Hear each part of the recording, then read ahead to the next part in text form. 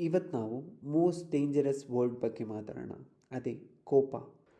ಕೋಪ ಅಂದರೆ ಆ ಕೋಪ ಅಲ್ಲ, ಪುಟ್ ಪುಟ್ ಮಕ್ಕಳಿದ್ದಾಗ ಲಿಟಲ್ ಫಿಂಗರ್ ತೋರಿಸಿ ಉಫ್ ನಾನು ನಿನ್ನ ಹತ್ರ ಕೋಪ ಆಯಿತಾ ಅಂತ ಹೇಳ್ತಿದ್ವಲ್ಲ, ಆ ಕೋಪ ಅಲ್ಲ. ಇವಾಗ ನಾವು ಮಾತಾಡೋಕೆ ಹೊರಟಿರೋದು ಆ 30 ಸೆಕೆಂಡ್ಸ್ 1 ಮಿನಿಟ್ ಕೋಪ. ಯಾವ್ದು ನಮ್ಮ 10 ವರ್ಷದ ಫ್ರೆಂಡ್ಶಿಪ್ ಆಗಿರ್ಬೋದು, 2 ಇಯರ್ಸ್ ರಿಲೇಷನ್ಶಿಪ್ ಆಗಿರ್ಬೋದು, ಸೆಕೆಂಡ್ಸಲ್ಲಿ ಹಾಳು ಮಾಡೋ ಹೋಗುತ್ತಲ್ಲ, ಆ ಕೋಪದ ಬಗ್ಗೆ. ನಿಮ್ಮ ಆ್ಯಕ್ಷನ್ಸೇ ನಿಮ್ಮ ಕೋಪ ತರಿಸ್ತಿದೆ ಅಂದರೆ ತಿದ್ಕೊಳ್ಳಿ ಅಲ್ಲ.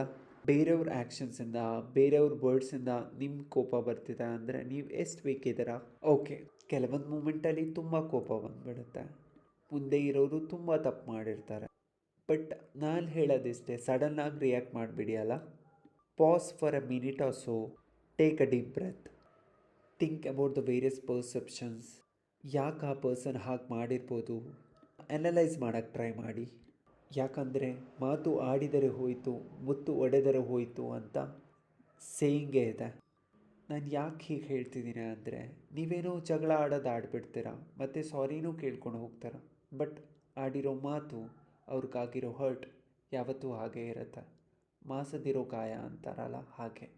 ಒಂದು ಸತಿ ಮಾತಾಡಿ ಲೈಫ್ ಟೈಮ್ ರಿಗ್ರೆಟ್ ಮಾಡೋದಕ್ಕಿಂತ take a moment and think about the situation and various perception.